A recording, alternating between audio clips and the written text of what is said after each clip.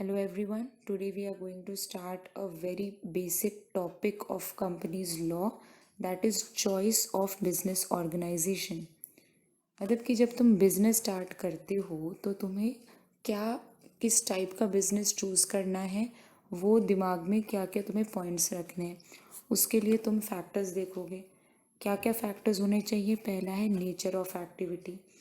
Nature of activity मतलब क्या, जैसे कि तुम कोई रिपेयर शॉप खोल रहे हो तो पहले तो तुम देखो, कोई भी बिजनेस स्टार्ट करने से पहले पहले तुम देखोगे तुम खोलना क्या चाहते हो। तो अगर तुम्हें कोई रिपेयर शॉप खोलना है तो तुम्हें किस टाइप का चाहिए। तुम्हें सोलो खोलना है, कोई सोल प्रोप्राइटरशिप, या तुम किसी के साथ खोलना चाहते हो। तो वो उस बिजनेस ऑर्गेनाइजेशन पे डिपेंड करता है कि तुम क्या खोलना चाहते हो। सेकंड है कैपिटल रिक्वायरमेंट। सेम अगर हम रिपेयर शॉप का एग्जांपल है, तुम्हें कितना कैपिटल चाहिए उसके लिए। डिग्री ऑफ इंडिपेंडेंस रिक्वायर्ड, तुम इंडिपेंडेंटली काम कर पाओगे या तुम्हें कोई और लोग भी चाहिए साथ में as your partners. Tax consideration, तुम्हारा टैक्स कितना होगा वो भी तुम्हारा कैपिटल पे डिपेंड करेगा। तो ऐसे भी और भी फैक्टर्स होते हैं, जैसे स्केल ऑफ ऑपरेशन हो गया कि माइक्रो एंटरप्राइज है, स्मॉल है, मीडियम है। फिर तुम्हारी मैनेजरियल एबिलिटी क्या है, कंट्रोल मैनेजमेंट कर पाओगे कि नहीं। ये सब चीज़ें तुम्हें माइंड में रखनी है कोई भी बिजनेस स्टार्ट करने से पहले।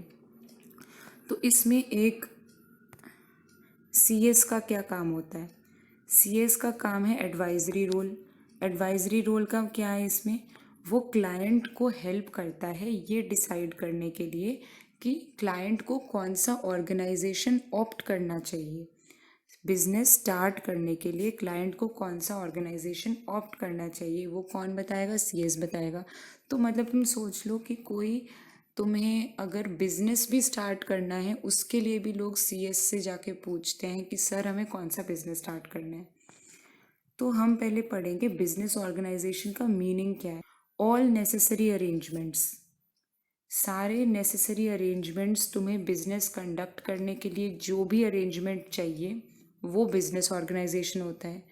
अरेंजमेंट मतलब क्या, वही देखना कि क्या चाहिए नहीं चाहिए। It refers to all those steps that need to be undertaken for establishing and maintaining relationship between men, material, machinery. Men मतलब तुम्हारा लेबर, मटेरियल क्या सामान चाहिए, और मशीनरी कौन सी मशीन्स चाहिए तुम्हें अपने बिजनेस के लिए।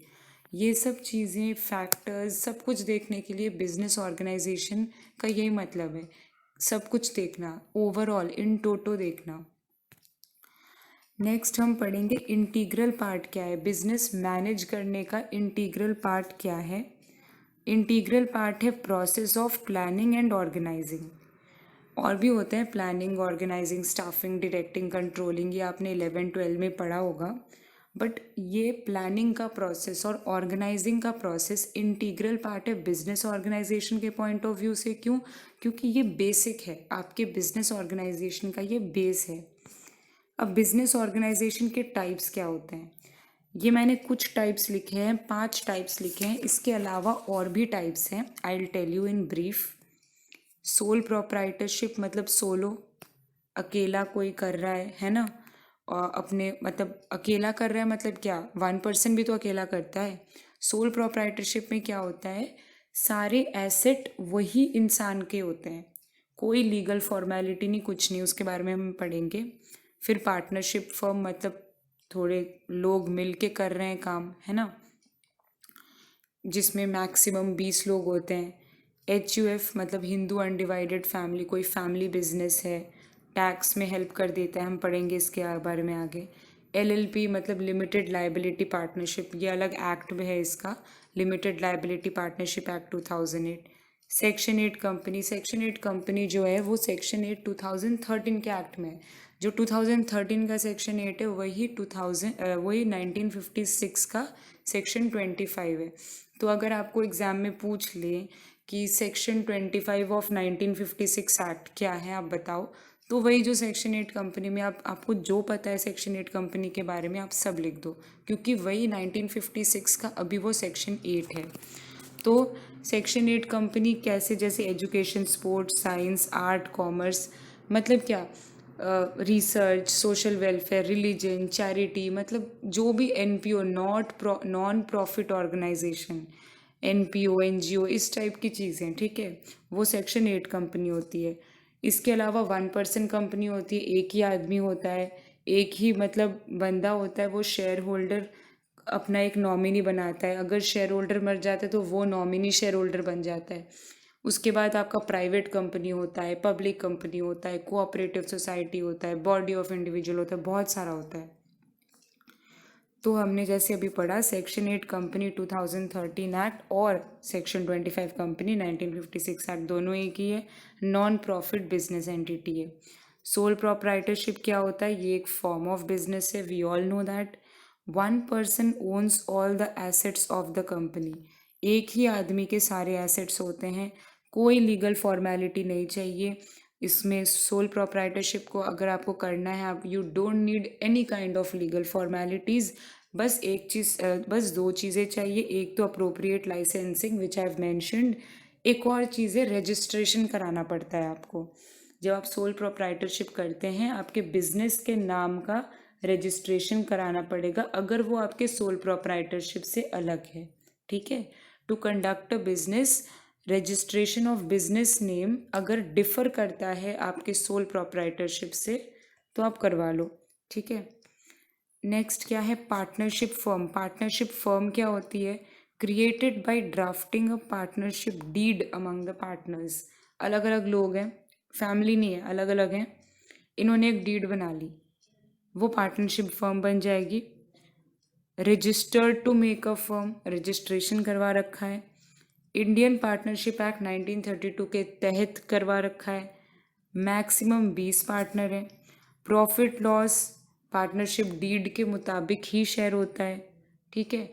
तो ये सब अगर गुण आपके ऑर्गेनाइजेशन में है तो आपका ये पार्टनरशिप डीड माना जाएगा। आगे है, क्या होता है HUF? HUF मतलब हिंदू अनडिवाइडेड फैमिली। इसमें क्या होता है, जब फैमिली के लोग एक साथ आके एक HUF फॉर्म कर लेते हैं तो वो मतलब हिंदू अनडिवाइडेड फैमिली बन जाती है। इसमें क्या होता है, tax separately from its members.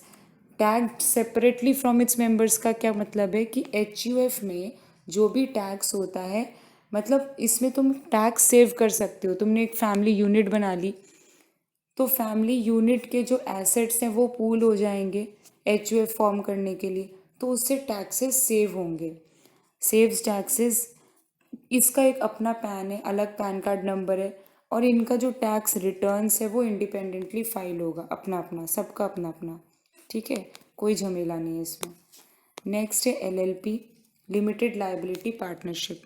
इसमें क्या होता है, बेनिफिट ऑफ लिमिटेड लाइबिलिटी। इसमें जो भी लोग पार्टनरशिप में होते हैं उनको बेनिफिट होता है लिमिटेड लाइबिलिटी का, लेकिन ये साथ में मेंबर्स, लिमिटेड लाइबिलिटी मतलब इनकी लाइबिलिटी की एक लिमिट है, ठीक है, जो कि लिमिटेड लाइबिलिटी पार्टनरशिप एक्ट 2008 के अकॉर्डिंग होगी। मेंबर्स के पास फ्लेक्सिबिलिटी होगी कि वो अपने इंटरनल मैनेजमेंट को एक अग्रीमेंट, मतलब म्यूचुअली सब एक अग्रीमेंट में आ जाएंगे और उस इंटरनल मैनेजमेंट को फ्लेक्सिबली चलाएंगे। मतलब पार्टनरशिप फर्म की तरह ही हुआ, लेकिन बस इसमें ये अलग है, लिमिटेड है। Allows members flexibility of internal management, mutually arrived agreement, LLP act 2008। फिर आता है कोऑपरेटिव सोसाइटी। कोऑपरेटिव सोसाइटी में AOP जैसा होता है ये, मतलब क्या है, ये एक एसोसिएशन ऑफ पर्सन्स है, इसमें लिमिटेड मीन्स है और लोग वॉलंटरीली ज्वाइन करते हैं। इनका एक कॉमन ऑब्जेक्टिव होता है, एक इकोनॉमिक एंड होता है, वो अचीव करने के लिए साथ में एक साथ सब ज्वाइन हो जाते हैं और वो एक कोऑपरेटिव सोसाइटी फॉर्म हो जाती है। तो इनका एक कॉमन एंड होता है, ठीक है। उसके बाद ये डेमोक्रेटिकली कंट्रोल्ड ऑर्गेनाइजेशन है, डेमोक्रेटिकली कंट्रोल्ड ऑर्गेनाइजेशन है। कैपिटल इक्विटेबली डिस्ट्रीब्यूट होगा, रिस्क और बेनिफिट का भी फेयर शेयर होगा। आगे OPC क्या होती है? OPC मतलब one person as a member, एक ही आदमी होगा, अपना एक शेयर होल्डर है, जैसे ए एक शेयर होल्डर है, उसने एक नॉमिनी बना लिया बी को, ए मर गया तो अभी बी मतलब ए के डेथ या इनकेपेसिटी के बाद उसका ओरिजिनल स्टेक होल्डर कौन बन जाएगा? नॉमिनी। नेक्स्ट है प्राइवेट कंपनी। प्राइवेट कंपनी क्या होती है? देखो, प्राइवेट कंपनी और पब्लिक कंपनी साथ में पढ़ेंगे, इनका डिफरेंस है। प्राइवेट कंपनी में शेयर होल्डर के पास राइट है to transfer shares restricted. Share holder का जो राइट है शेयर ट्रांसफ़र करने का वो अलाउड नहीं है प्राइवेट कंपनी में। लेकिन पब्लिक कंपनी में शेयर होल्डर के पास राइट है, नॉट रिस्ट्रिक्टेड, मतलब शेयर होल्डर के पास राइट है शेयर ट्रांसफ़र करने का। प्राइवेट कंपनी शेयर ट्रांसफ़र नहीं कर सकती, पब्लिक कंपनी शेयर ट्रांसफ़र कर सकती है। प्राइवेट कंपनी के मिनिमम मेंबर्स 2 हैं, पब्लिक कंपनी के मिनिमम नंबर 7 हैं। प्राइवेट कंपनी के नंबर ऑफ शेयर होल्डर्स 200 तक लिमिटेड है और इनके invitation to public to subscribe to any share और डिबेंचर और any type of security prohibited है। लेकिन पब्लिक कंपनी में वही इनविटेशन टू पब्लिक परमिटेड है। तो ये प्राइवेट और पब्लिक कंपनी का डिफरेंस है। Thank you so much. Please like, comment and subscribe to my channel for more such videos. Thank you.